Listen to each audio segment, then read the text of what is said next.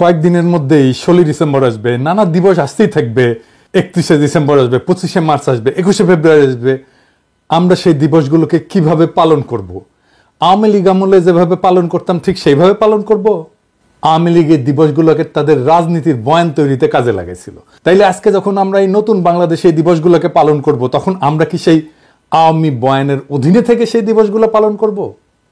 প্রশ্নগুলো খুব জরুরি। এর উত্তরগুলো জানার দরকার ছিল, উত্তরগুলো খোঁজার দরকার ছিল আমাদের বর্তমান সরকারের। কিন্তু তারা তো সেটা করবে না। তারা আওয়ামী বয়ান ভাঙার জন্যে, আওয়ামী শাসনের উত্তরাধিকার থেকে বাংলাদেশকে মুক্ত করার জন্যে, বিযুক্ত করার জন্যে কিছুই করবে না। তারা ফারুকির সিনেমা উদ্বোধন করবে, প্রিমিয়ার শোতে যাবে, কারণ তারা আওয়ামী সংবিধানের অধীনে সেই পুরানো ব্যবস্থাকে বহাল রাখার চেষ্টা করে যাচ্ছে। আমাদের লড়াই আওয়ামী বয়ানকে ধ্বংস করে দেওয়া, জয় বাংলা করে দেওয়া। কেন আওয়ামী বয়ানকে ধ্বংস করা দরকার? আওয়ামী বয়ান একেবারে ধ্বংস না হইলে আওয়ামী লীগ নামে হোক বেনামে হোক আবার ফিরে আসবে। যে কোনো রাজনীতি টিকে থাকে তার বয়ানের উপরে। এবং এই রাজনৈতিক বয়ানের একটা উল্লেখযোগ্য অংশ হচ্ছে হিস্টোগ্রাফি। আমাদের নতুন হিস্টোগ্রাফি দরকার, যা আওয়ামী বয়ানকে ভেঙে নতুন হিস্টোগ্রাফি, ইতিহাসের নতুন বয়ান তৈরি করবে। সেটাই আগামী দিনের রাজনীতি হয়ে উঠবে। নয়া রাজনীতি তৈরিতে নয়া হিস্টোগ্রাফি তৈরি এটা গুরুত্বপূর্ণ, কারণ এইটা বিদ্যমান রাজনৈতিক সামাজিক কাঠামো ভাঙার এবং নতুন কাঠামো গঠনের জন্য একটা ভিত্তি সরবরাহ করে। কেন হিস্টোগ্রাফি জরুরি, এটা আসেন আর একটু বিস্তারিত আলাপ করি। এই নতুন হিস্টোগ্রাফি প্রতিষ্ঠিত ন্যারেটিভকে চ্যালেঞ্জ করে। প্রচলিত ইতিহাস ক্ষমতাসীন শ্রেণী বা গোষ্ঠীর দৃষ্টিভঙ্গি থেকে লেখা হয়। আওয়ামী লীগের আমলে আওয়ামী লীগের ইতিহাস লেখা হয়েছিল আওয়ামী লীগের দৃষ্টিকোণ থেকে, এবং এই ইতিহাসে অনেকেই থাকছে উপেক্ষিত। আওয়ামী লীগ যখন ক্ষমতায় থাকে তখন নিজে ইতিহাস লেখে, বয়ান লেখে, আর যখন ক্ষমতায় থাকে না তখন সিপিবি, প্রথম আলো তার বয়ান লিখে দেয়। আওয়ামী আমলে যে গল্পগুলো উপেক্ষিত ছিল, নয়া হিস্টোগ্রাফি, নয়া ইতিহাসের বয়ান, এই উপেক্ষিত গল্পগুলোকে তুলে ধইরা বিদ্যমান রাজনৈতিক বয়ানের সীমাবদ্ধগুলোকে চিহ্নিত করতে সাহায্য করে।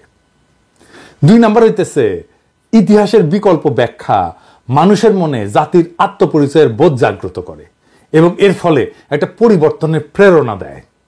3 নম্বর হইতেছে যে নয়া রাজনীতি গড়ে তুলতে হইলে সংস্কৃতির একটা গুরুত্বপূর্ণ ভূমিকা থাকে। নতুন দৃষ্টিকোণ থেকে ইতিহাস লেখার মাধ্যমে একটা জাতি, গোষ্ঠী তাদের সংস্কৃতি এবং মূল্যবোধের নতুন সংজ্ঞা দিতে পারে, যা রাজনীতিকে শক্তিশালী ভিত্তি দেয়। 4 নম্বর হচ্ছে ইনসাফ, এটার পুনঃপ্রতিষ্ঠা। নয়া হিস্টোগ্রাফি সামাজিক এবং ঐতিহাসিক অবিচারগুলোকে, বেহিনসাবিগুলোকে চিহ্নিত করে দেয়, দেখায় দেয় কোথায় কোথায় ভুল, এবং ইনসাফের ভিত্তিতে নতুন রাজনৈতিক সমাজ, রাজনৈতিক পরিসর তৈরির পথ দেখায়। এইটা ঐতিহাসিকভাবে মজলুম জনগোষ্ঠীর কণ্ঠস্বরকে প্রতিষ্ঠিত করে দেয়। 5 নম্বর হইতেছে ভবিষ্যতের দিশা নির্ধারণ। নয়া রাজনীতি শুধুমাত্র বর্তমান সমস্যাগুলোর সমাধান না, ভবিষ্যতের জন্য একটা পরিকল্পনাও বটে। একটা নয়া হিস্টোগ্রাফি অতীতের ভুল এবং সাফল্য বিশ্লেষণ কইরা ভবিষ্যৎ রাজনীতির একটা পথচিত্র, একটা মানচিত্র, একটা পথরেখা তৈরি করতে সাহায্য করে। এবার আসেন আমরা 16 ডিসেম্বরকে নতুন আলোকে দেখি, নয়া হিস্টোগ্রাফি রচনা করি।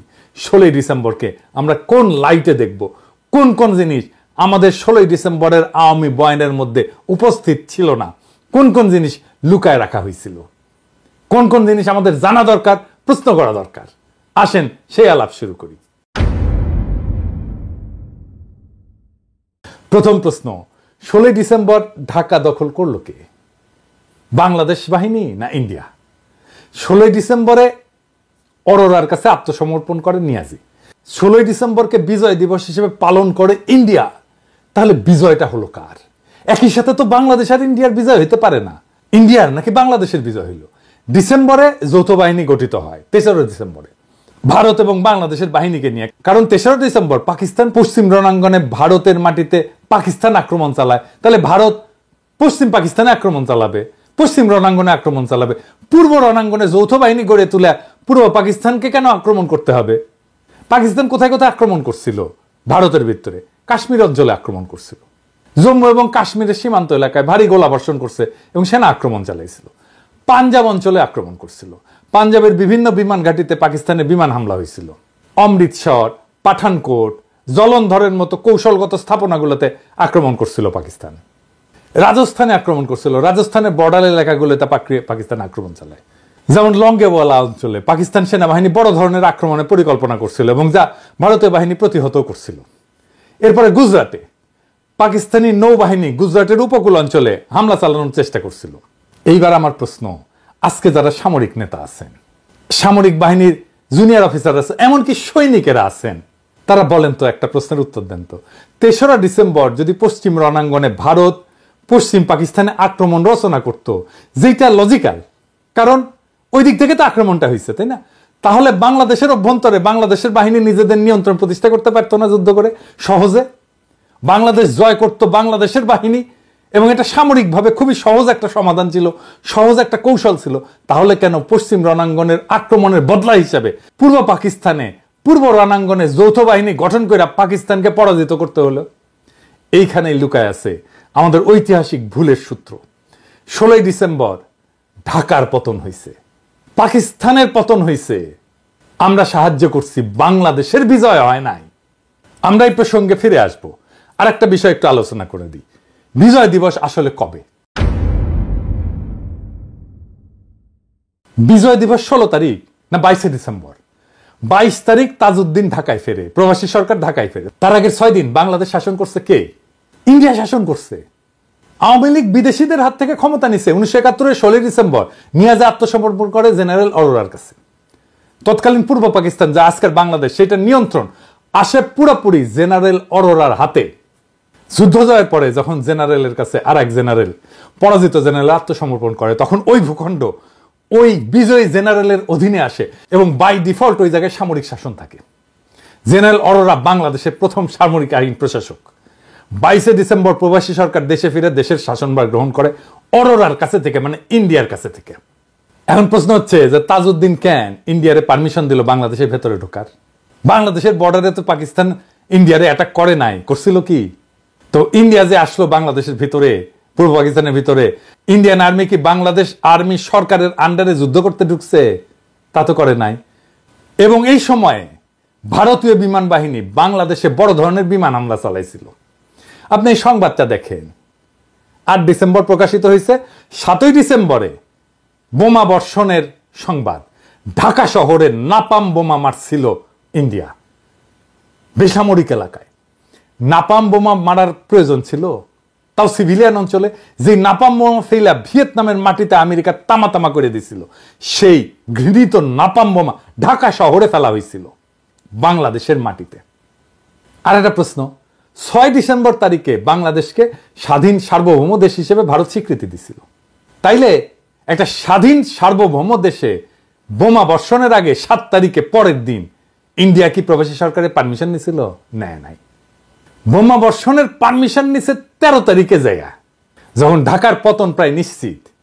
13 ডিসেম্বর কলকাতায় প্রধানমন্ত্রী তাজউদ্দিনের সঙ্গে কয়েকজন ভারতীয় ঊর্ধ্বতন কর্মকর্তা এবং জেনারেল সাক্ষাৎ করিয়া ঢাকা শহরে পাকিস্তানিদের বিভিন্ন স্থাপনায় বোমা বর্ষণ এবং তৎকালীন গভর্নমেন্ট হাউসে বোমা বর্ষণের অনুমতি চাইছিল। তাইলে 7 তারিখে বিনা অনুমতিতে একটা স্বাধীন সার্বভৌম দেশে কে বোমা মারছে? নাপাম বোমা ইন্ডিয়া মারছে। কেউ কোনোদিন প্রশ্ন করছে? করে নাই। ইন্ডিয়ান আর্মি তো বাংলাদেশ আর্মির আন্ডারে যুদ্ধ করতে ঢাকায় ঢোকে নাই, বরং বাংলাদেশ আর্মি ইন্ডিয়ান আর্মির অধীনে থেকে ইন্ডিয়ান আর্মিকে পথ দেখায় নিয়ে আসছে, ইন্ডিয়ান আর্মির অধীনে যুদ্ধ করছে। এবং এই জন্যই জেনারেল নিয়াজি আত্মসমর্পণ করছে অরোরার কাছে, ওসমানীর কাছে করে নাই।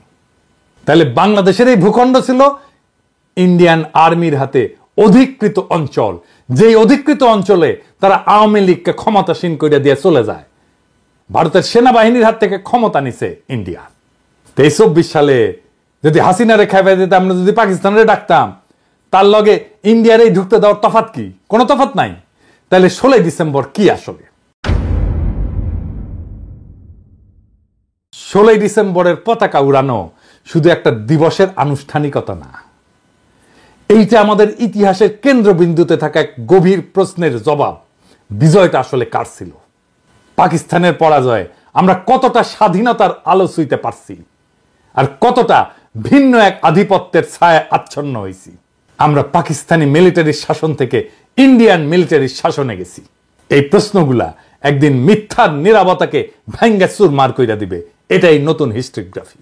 আমরা কি সেই দিনগুলোকে সেইভাবেই পালন করব যেভাবে আওয়ামী লীগ তাদের রাজনীতির ভিত্তি তৈরি করছিল, নাকি নতুনভাবে ভাবতে শিখব 16 ডিসেম্বর, 22 ডিসেম্বর, এমনকি 21 ফেব্রুয়ারি বা 25 মার্চ এই সমস্ত দিনগুলোতে কিভাবে একটা স্বাধীন জাতি তার প্রকৃত পরিপূর্ণতা খুঁজে পায় সেইটা আমাদেরকে খুঁজে দেখা উচিত না? 16 ডিসেম্বর একদিকে ভারতের বিজয় দিবস, যা ভারতীয় সামরিক অভিযানের বিজয় গাথা, অন্যদিকে মুক্তিগামী মানুষের সংগ্রামের রক্তে লেখা এক অপূর্ণ গল্প, যেই গল্প পূর্ণতা পায় 22 ডিসেম্বর। 22 ডিসেম্বর বাংলাদেশের প্রবাসী সরকার ঢাকায় ফিরে আসে এবং শাসনভার গ্রহণ করে ভারতীয় সেনাবাহিনীর হাত থেকে। তাহলে আমাদের বিজয়ের ইতিহাস কি সত্যিই 16 ডিসেম্বরে শেষ হয়, নাকি নতুন ভাবে শুরু হয় 22 ডিসেম্বর?